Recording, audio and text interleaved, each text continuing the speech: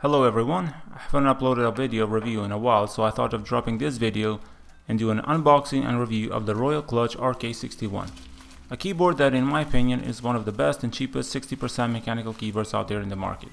It has decent build quality, good layer implementation, and performs decently in both wired and wireless mode.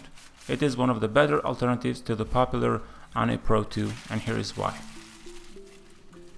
In front we have the Royal Clutch logo, and at the back of the box we have the contact information of Royal Clutch as well as a link to their official website. The packaging is quite basic, which is not a surprise, especially at its price point of only $40. Inside the box we have the keyboard itself protected by a foam sleeve, nothing unusual here. We also have a user manual which looks pretty understandable with English instructions. And then underneath the packaging we have a couple more items.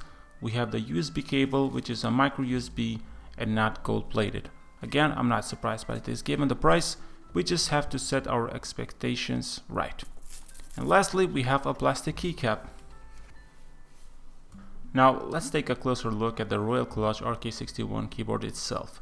Right off the gate the design is pretty similar to the most budget 60% keyboard out there, with decent build quality and a weight of around 564 grams. The white variant that we have here looks pretty clean, and as I said, the build quality is pretty decent with minimal flex if you really put a force on it.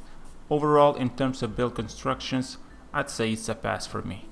Turning it on its front side, we have the Royal Clutch logo at the far right, and we can also see that the bottom housing has a combination of a glossy and a matte finish. Looking at the back side, we can see the micro USB port that is located at the center, which I am not a fan of. Flipping it all over the back, we have 4 rubber feet with substantial size. In terms of the font used, since this is a budget keyboard, it is using the typical OM fonts with sub-legends for the secondary functions of the keys.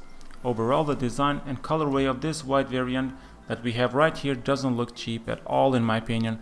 Compared to the other gamery looking keyboards out there, it is clean with just a small RK branding on its side. I think the layer implementation of the Royal Clutch RK61 is one of the best that I've tried on a budget 60% keyboard. It still doesn't surpass the amazing tap functionality and magic FN of the Ane Pro, but it's definitely better than the poor layer implementation of the MotoSpeed CK62 and is more advanced than the RK61. Now let's discuss the Bluetooth connectivity of this keyboard. First, you have to turn on the Bluetooth functionality of this keyboard by using the dedicated switch at the back. And to pair this keyboard to your device, we have the usual key combinations. Press FN plus tab to change from wired mode to Bluetooth mode. Then press FN plus P for a few seconds until it blinks, indicating that it's already on a pairing mode. You can also connect this with your smartphone and tablet, by the way, and you can connect this up to 3 devices and interchange between them by pressing FN plus Q, W, and E. In terms of battery life, the Royal Clutch RK61 is rated up to 10 hours of continuous usage with power saving mode, which will turn off the backlight after 3 minutes of idle time and will enter standby mode after 5 minutes and deep sleep state after 10 minutes. While charging, the spacebar will light up red and will turn off once it is fully charged. Just make sure you turn off the switch at the back and you're on wired mode for faster charging. And now comes the fun part, the lighting effects. The Royal Clutch RK61 has 17 different lighting effects, and you can toggle them by pressing FN plus backslash. You can also change the single colors by pressing FN plus, and also adjust the brightness by pressing FN plus left and right brackets.